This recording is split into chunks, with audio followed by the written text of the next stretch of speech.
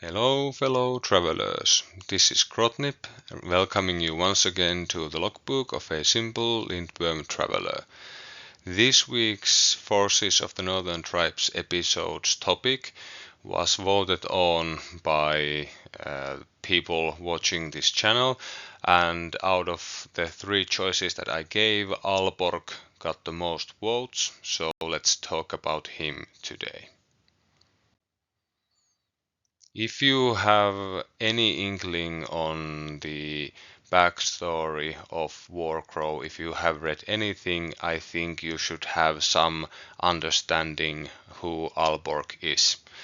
Alborc is the Wrathmane, that is the chieftain of the main faction of orcs in the Warcrow story.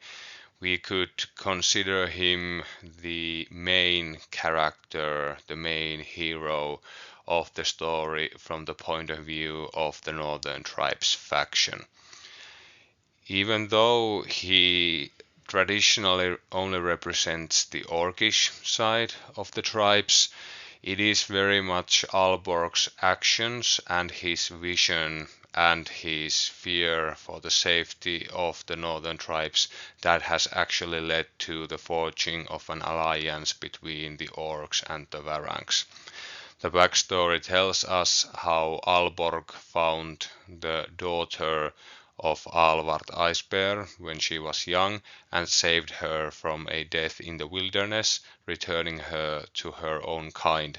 And this was the spark that started the interest in cooperation, in deeper cooperation between the orcs and the Varangs, and in due time, when Alborg decided that it was necessary to lead his people on an exodus away from the northern lands, away from the creeping evil, the mist that is overtaking the north, to the southern lands, he was able to persuade Alvard and his Varang underlings to join him on this endeavor.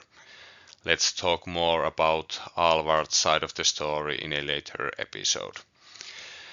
An interesting part of Alborg's backstory, beyond the fact that he's a consummate warrior and a visionary leader, is the fact that even though usually orcs don't remember anything of their past lives unless they are evokers, the shamanistic orcs, it's said in the backstory that Alborg sometimes dreams of a past life where he's leading orcs and varangs and dwarves against a mysterious enemy that he cannot see or he cannot remember.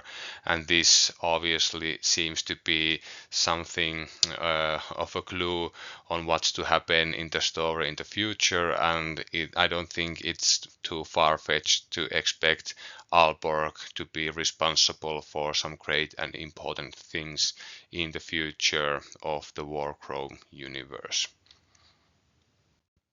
Okay, let us proceed to Alborg's card in the wargame itself. As you can see, this is yet another card that I have been able to retrieve from the Corvuspelli press kit, so we should have a nice and clear resolution to work with going forward.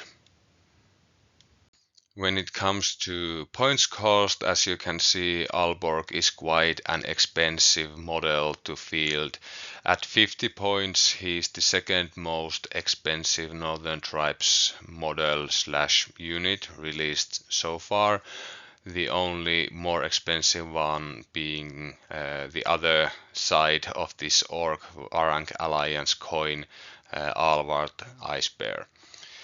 50 points would get you the unnamed Wrathmane high command character and also a full unit of Orc Hunters to accompany them. So there is definitely some opportunity cost going over here. But as you see, there is plenty that Alborg does for these 50 points. In an extremely rare case for the Northern Tribes, Alborg actually brings 3 command tokens to the battlefield. He is the only released Northern Tribes character and or unit so far who does this, and this is an extremely valuable ability to have, especially for a Northern Tribes player. The Northern Tribes forces, or their characters especially, are somewhat defined by a lackluster command token tally, which will mean that there are only so many times that the Northern Tribes player gets to activate their command skills, and it will also impair the player when it comes to making the initiative roll before the game. Alborc is going to provide you with 3 of these precious tokens, which might actually help you get into a situation where you have more command tokens than your opponent, which is a rarity for the Northern Tribes player. But at the same time, his own command skill is so powerful that I would hazard a guess that most of us fielding Alborc are willing and eager to safeguard these 3 command tokens and only use them on Alborc himself unless the situation is truly dire. With a 3-2 movement and a 10 stride charge, Alborc's movement is as traditional as orc movement goes. So he is a tad on the slow side when moving into position, but once there, his respectable charge distance should allow him to be the first one to take a whack at the enemy rather than the other way around. Just like the unnamed Wrath main character, Alborc also has 5 wounds, which means that he is able to shrug off quite some considerable damage before falling to the enemy, and he also actually has a passive ability that feeds off him having suffered wounds, so having more wounds to suffer makes the Sword of the Sun ability more powerful, but more on that later. Alborg's willpower of 2 orange is pretty much as good as it gets among the Northern Tribes units and characters. It's good, I wouldn't say it's great, but it should see Alborg pass most of his Severity 1 willpower tests, and he has a decent, if not great, chance of passing Severity 2 willpower tests that he might be called upon to make. Alborg actually lacks the fearless keyword, so intimidating 2 might be something of a problem on occasion when it comes to this war leader.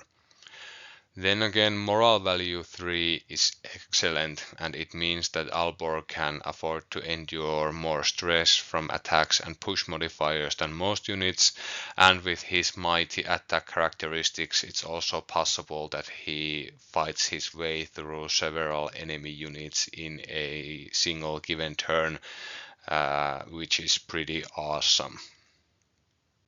As befits this great Wrath main, who is also told to act as a wise main because he is so wise and knowledgeable. He is a high command character, and this means that he locks all the other high command options out of your force, so no Alvard Ice Bear, no Orc Wrathmane, and no any of the other future high commands that we might be seeing. So you need to carefully balance what Alborg brings and if that's exactly what you need or mostly what you need, and if you find that your force would actually benefit more from one of the other high commands, then he might actually not be the character for you. Alborg is Orc character, as I'm sure you would have already guessed, but he is not only capable of joining Orc infantry, but he also has access to joining Varang infantry units. And this is something that foreshadows his War Alliance ability that we are going to be talking about very soon.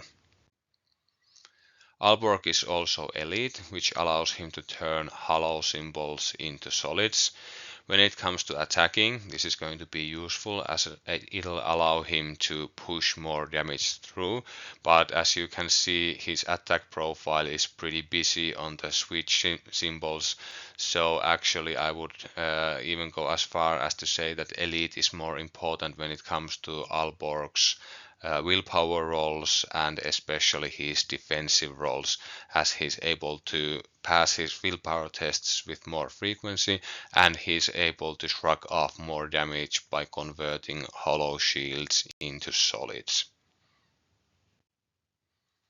As a solo character, Alborc does not have any conquest value, but then again, if Alborc sets his sights on an enemy unit, he's really likely to inflict some extremely heavy damage on them, maybe even outright destroy them, or at least drive them back and secure objectives in this way, so I don't consider this to be a problem at all. And this leads us to Alborc's special abilities that I'm going to be going through here first because they are quite impactful and they somewhat overlap with some of the things that we have already been talking about. The War Alliance ability is something that I have already referenced several times in pretty much all of my other videos on the Northern Tribes units.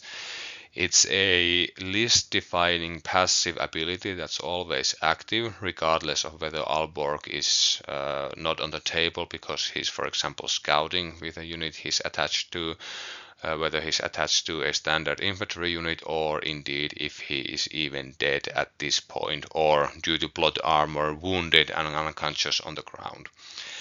What the War Alliance ability does is that it allows Orc characters to join Varrank units and Varrank characters to join Orc units. And this is a terrifically powerful ability, especially when it comes to the Varrank units whose current selection of attachable characters is quite lackluster.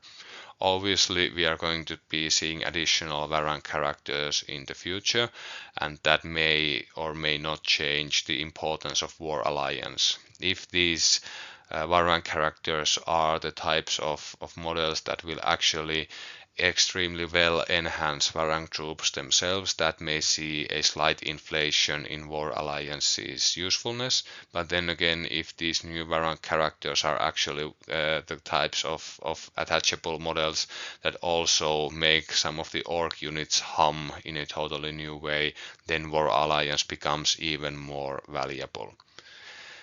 I would argue that when a Northern Tribes player starts to go about building their list, one of the first things that they have to decide is whether they are building a War Alliance list or not, since that defines very much what types of units, how many, and what characters should they be adding to their force and how they can be combined on the battlefield. And if the choice is then made that the Northern Tribes player wants to include War Alliance, will they prefer a more general type high command in Alborc, or do they want a more brutal, even more brutal brawler type character in Alvard Icebear? The second of Alborc's abilities that thematically combos really well with the War Alliance is the Warg and the Crow. I would imagine that in this instance the Wargs are the Orcs and the Crows are the Varranks, since Orcs and Wargs in the backstory have a mutually respective and sometimes even symbiotic relationship, while the Varranks see Wargs as harbingers of death and seek to avoid them when possible.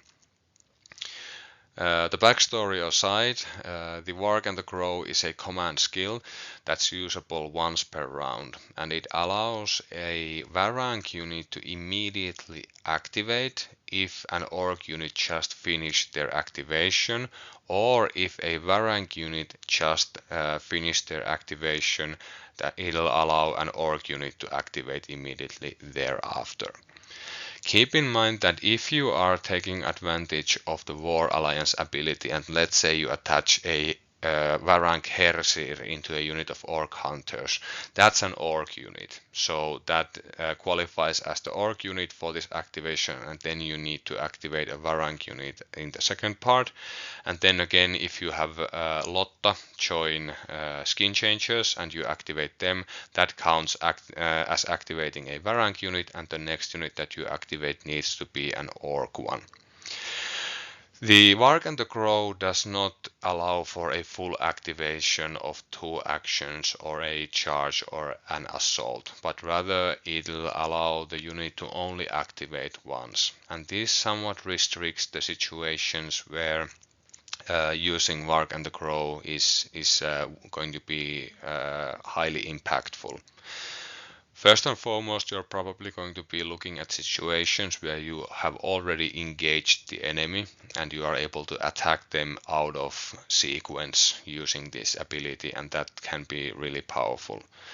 Move a unit around the battlefield or even attack with a unit and then trigger Warg and the Crow to activate a different type of unit to perform an attack that'll then make the enemy's life even more difficult.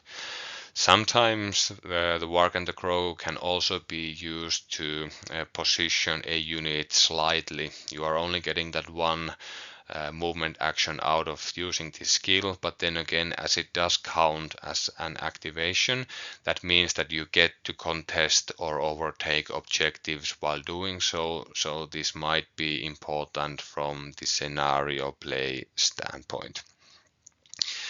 Remember, however, that you cannot activate a unit that's full on stress to do anything else than rest. So if a unit is already at full stress, it can't make use of Warg and the Crow unless you are using this ability to rest, which can in certain circumstances actually be a good idea to do.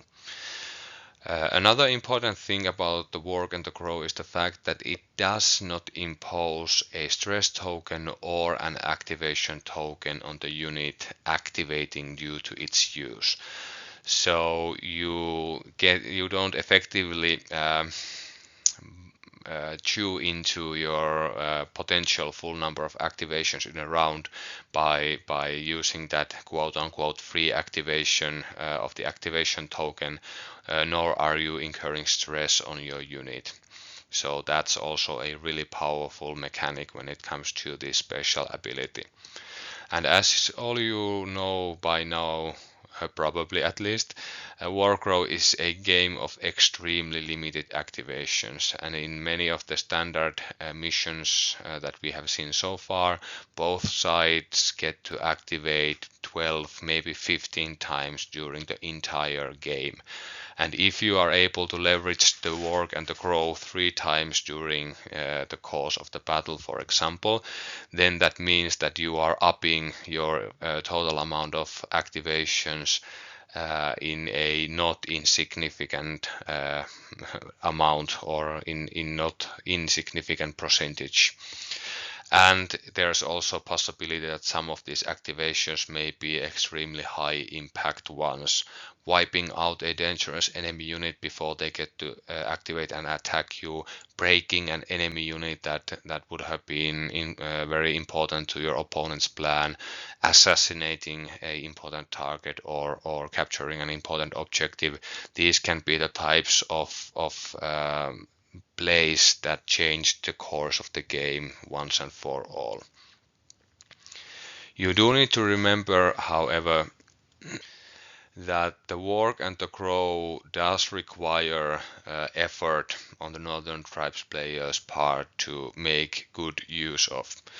The player using this ability has to incorporate both Orc and Varang units into your force.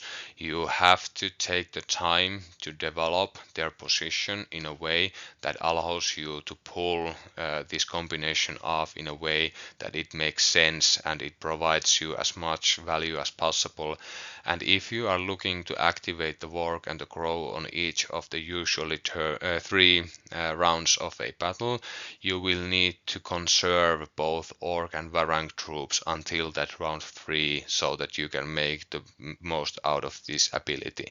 So even though at face value this command skill does seem borderline overpowered, it actually does carry several smaller opportunity costs with it, starting from Alborc's point cost, moving down to using command tokens that Alborc is bringing himself, and then forcing you to incorporate certain units and unit combinations in your roster, and then taking the time and effort to develop and protect these models and units as the battle goes on. Obviously, if these are the types of units and combinations and tactics that you were eager to employ from the get-go, then the opportunity cost is greatly lessened, and Alborc and the Warg and the Crow are the things that you should most definitely be going for. But if it feels that you are having to force yourself and the list building doesn't turn the way that you would like it to, in order for you to allow to both build the force that can execute the strategies and plays that you are looking to do, while also incorporating the Warg and the Crow, then you might actually be better off taking a look at something else entirely. Alborc's last passive ability is called Sword of the Sun.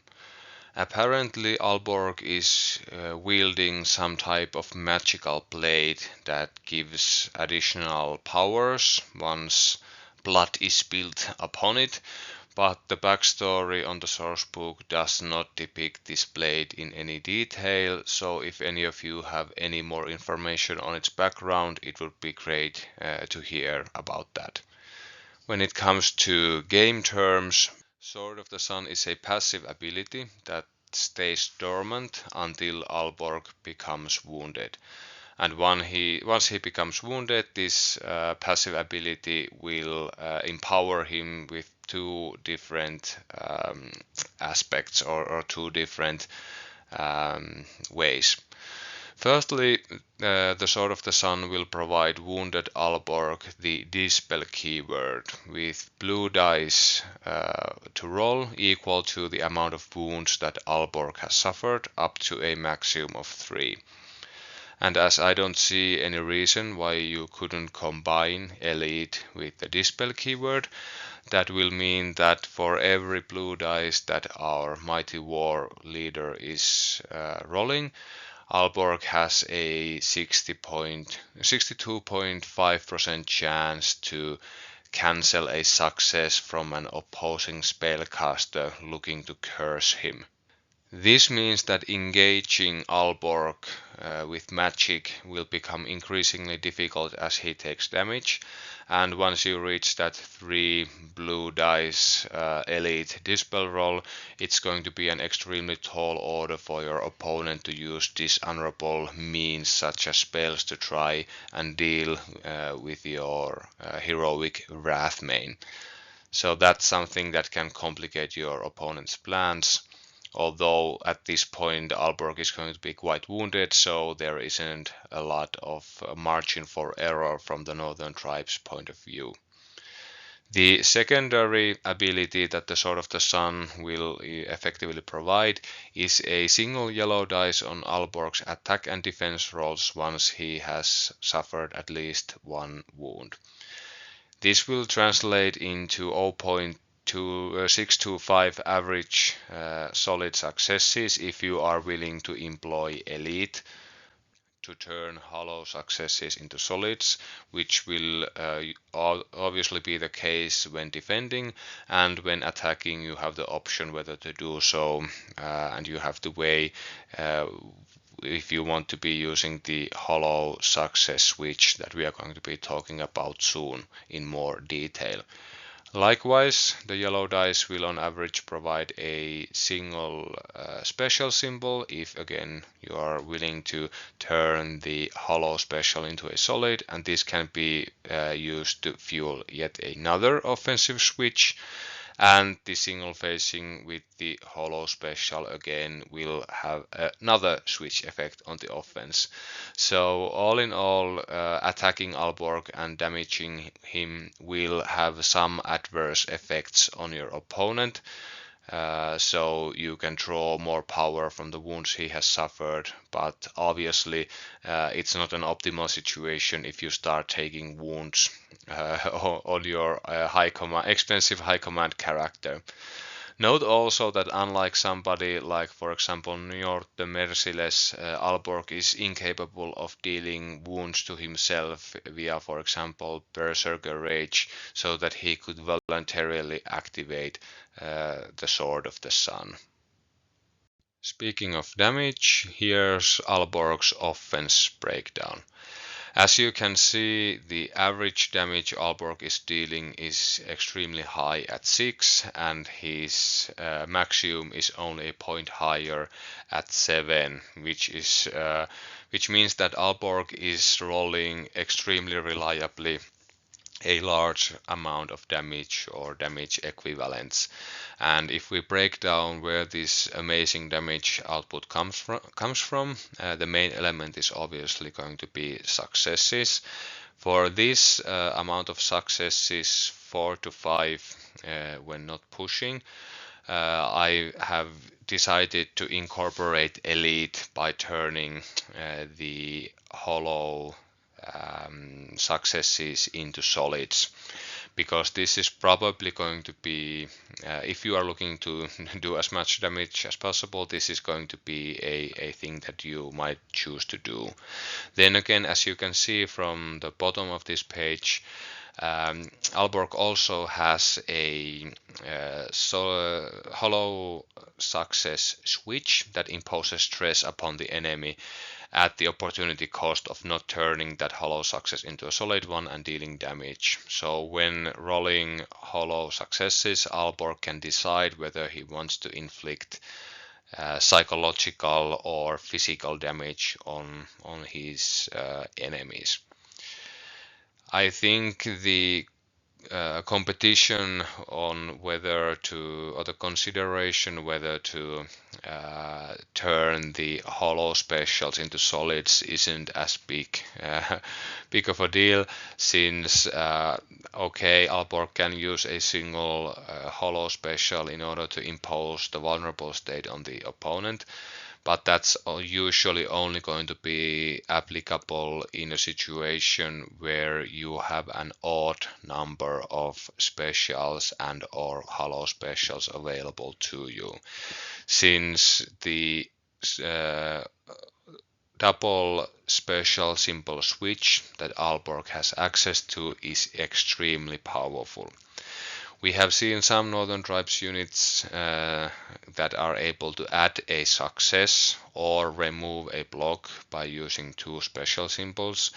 Hersir and the Contender come to mind, for example, but Alborc is able to do both with his solid special symbols.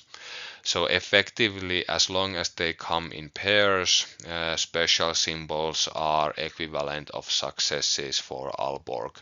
So basically, if we oversimplify things, all symbols that Alborc is rolling are effectively successes for him. Obviously, as already talked about, in the instances where the opponent does not roll enough blocks for you to cancel using this ability, this switch may be not as powerful, but as there is always going to be that added success component, there isn't going to be a time where this switch is going to be totally useless as long as the specials keep coming. But again, if you score, let's say, 2 specials and a hollow special, then you might as well use that hollow special for vulnerable, since turning it into a solid special does not do any actual good. As you can see, Alborc's push modifier does not actually add any dice, but rather it adds a automatic hollow success, which you can then use as a point of stress on the enemy or an automatic success against them via elite, as you prefer. And also it will give you an automatic special symbol, which can then be used as half of that double special switch. If the attack breakdown for Alborc was long and complex, the defense breakdown should be short and simple. Alborc is rolling 2 blue dice and a black dice when defending himself, and when you combine this to the elite skill, or the keyword rather, he's going to be producing on average 2 and at tops 3 blocks per roll. When you combine this with his impressive wounds characteristics of 5, it means that Alborc is quite a difficult foe for your enemy to take down, and they will have to bring quite an impressive amount of offensive performance to bear against your chief in order to bring him down. All the while, every wound that Alborc suffers makes him more dangerous and more resistant to magic, so attacking him isn't going to be all that easy and all that simple for your opponent. In the finest traditions of his faction, the great leader of northern tribes has a push modifier on his defensive roll that does not actually increase his defensive performance in a traditional sense, but it rather follows the school of the thought that if you wipe out the attacking enemy, there won't be any further attacks coming towards you. So Alborc is, when pushing for it on defense, going to add an automatic success and a red dice for his defensive roll. And as you know by now, elite combined with the red dice means that he can fail to inflict at least a single success on his opponent. Then again, Alborc's defensive roll does not have any defensive switches or any other defensive abilities, save Sword of the Sun. Remember to use that one both on the attack, on the defense if you have taken any wounds so far, so we can move right along. Half an hour into the video, we are finally going to get to Alborc's attached unit profile, but this is going to be a rather short story, so I'm rather confident that you can still bear with me and follow along. As an attached character, Alborc is an officer, which means that he counts as a member of the unit, increasing the amount of models that you need to lose before any impairment is suffered to their performance. This may actually also affect some abilities that have you count the number of models in the unit, such as some of the effects on tinge table and abilities like the Pioneer's Mortar activated ability. Alborc will also, as befits his position, be the unit leader, and if the unit is destroyed around him, he is going to be left standing on his own. His solo moral value of 3 might actually even mean that even if the unit is wiped out around him, he might be able to activate again. Then again, if your unit has already taken 2 points of stress by the end of the combat, or before calculating the combat result, that is, and the unit is destroyed and Alborc then loses the combat, he'll be at 3 and full morale, so no activations for him anymore. Somewhat surprisingly, Alborc does not add any conquest value to a unit he joins, so this is something that you need to bear in mind. If you are looking to use the unit joined by Alborc to capture and hold objectives, you need to find another solution to the problem, probably using the contender to boost the conquest value of the unit when performing successful attacks against the enemy. Alborc also keeps the Warg and the Crow ability, such as it is on his solo profile, so no change there. And even though it's not specifically worded here on this section of the card, he also obviously keeps the War Alliance, so it's basically only Sword of the Sun that you are losing when attaching him to a unit when it comes to his special abilities. When it comes to leading a squad of underlings into combat, Alborc's leadership abilities are pretty much exactly the same as those of a standard Orc Wrathmane.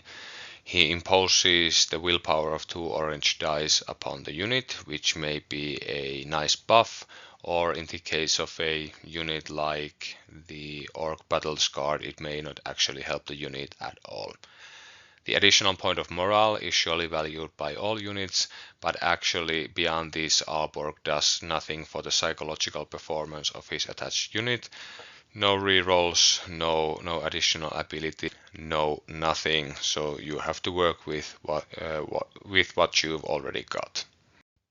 When it comes to the offensive and defensive buffs granted by Alborc to a unit that he joins, they are actually quite lackluster for such a expensive and famous character.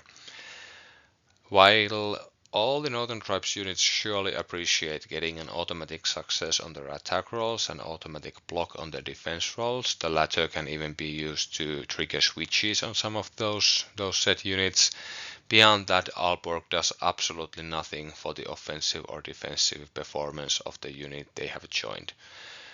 Contrast this, for example, with the standard Wise Main, who gives push modifiers on both the attack and the defense. He gives the unit additional offensive switches and so forth. So all in all, Alborc is actually quite a lackluster unit leader when it comes down to that stuff. And actually, if you are choosing to use a unit to escort Alborc into position, which might be a viable strategy in certain circumstances, and then, for example, detaching Alborc in order to set him loose upon the enemy, you are paying the opportunity cost of then having your unit not be led by a more synergistically powerful character that would add more power to the unit in and of itself. So be careful on whether you should be attaching Alborc to a unit or a specific unit that you are thinking about, or whether it would actually be better to just run Alborc solo and maybe attach another character to the said unit. Which segues us nicely to the end analysis. All in all, I feel that Alborc's gameplay abilities and performance characteristics truly do justice to the backstory of a noble, visionary and ferocious leader of the Northern Tribes. He is an extremely superb warrior who can take on pretty much anything that the enemy dares to throw at him, and he also has a solid defensive performance that should see him weather most enemy attacks without going down. Obviously, he will go down if it comes down to that. You can't just recklessly run at him at everything and expect him to survive. But hey, that's the nature of war, and that's the nature of Warcrow. That's how it's supposed to go. The visionary leader side of his backstory is extremely well realized in his War Alliance and the Warg and the Crow abilities, and also by the fact that he is so far the only Northern Tribes character capable of bringing 3 command tokens into play. Then again, do remember that if and when you are planning to use the Warg and the Crow on every one of the 3 rounds of the battle, you do need to conserve those 3 command tokens for the said ability. It would seem that it's preferable for Alborc to take to the field of battle as a solo character unit, since his attached abilities are so very moderate. And if you are choosing to have him attached to a unit, he is going to be displacing another option that could have joined that unit and granted it more power by leading them into battle. Obviously, this doesn't mean that there aren't situations where you want to have Alborc join a unit. You might, for example, want to get cute and have him join a unit of Tundra Marauders so that you can scout Alborc into the near back line of your opponent and then let him loose and let him do his thing, swinging Sword of the Sun at hapless enemies. But in this instance also you could have chosen to add a different character to the set Tundra Marauders, and that would have made the unit itself more powerful, even if that would have left Alborc walking across the battlefield to face his enemies.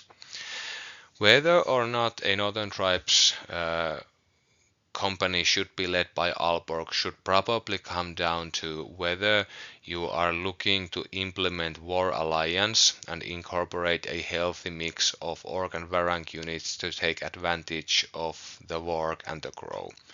If this is the path that you are looking to go down, then Alborc really is your orc for the job.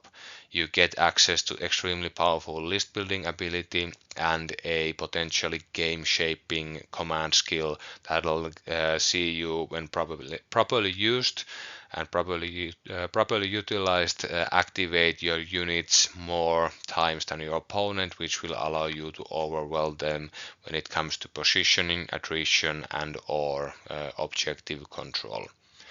Then again, if you find yourself building a list that's not going to be making good use of the Warg and the Crow and War Alliance, then you might be wanting to look at something else. If, for example, you would like to have War Alliance in your list, but you aren't going to be having a good mix of survivable Orc and Varang units in your force, then it might be more worthwhile to invest in Alvard Ice Bear and have him as a solo brawler type model, or maybe join Skin Changers and leave the Warg and the Crow ability at home. And if you don't necessarily feel like you need either of these abilities, if you are building a list in which Orc characters are joining Orcs and Varang characters are joining Varangs, and you are looking to overpower the enemy through, for example, a mass of Northern Tribes warriors, then going for the humble standard Wrathmane might be more of a thing for you. But all in all, I would like to, as my last thoughts, say that I really like the way Alborc has been designed. I love the backstory, as he's not a mindless brute, but rather a thoughtful and wise leader who's actually really looking for the benefits and for the well-being of those under him. And the battlefield profile does mirror the backstory in an excellent way. I also feel that in many games and in many instances, when you get, for example, characters in especially the starter boxes, these characters tend to be on the simple side, and the types of characters and leaders who fall off on the power curve of the game pretty quickly, and they are reserved usually only for those beginner players and beginner battles. But I really love the fact that Corvus Belli is taking the path less traveled in this instance, and both Alborc and Drago the Anvil are rather complex characters and extremely powerful seeming characters who I would hazard a guess are going to be familiar sights on the battlefields of Lindfirm in the months and years to come, and they will not be relegated to just showing new players the ropes and then cheering from the sidelines as other characters take to the field of battle. Okay, thank you for joining me again on this list analysis. This one obviously went a bit long, but hey, there was so much to talk about that I just couldn't help myself. Hope to see you again soon. Have a great week, everybody. Bye bye.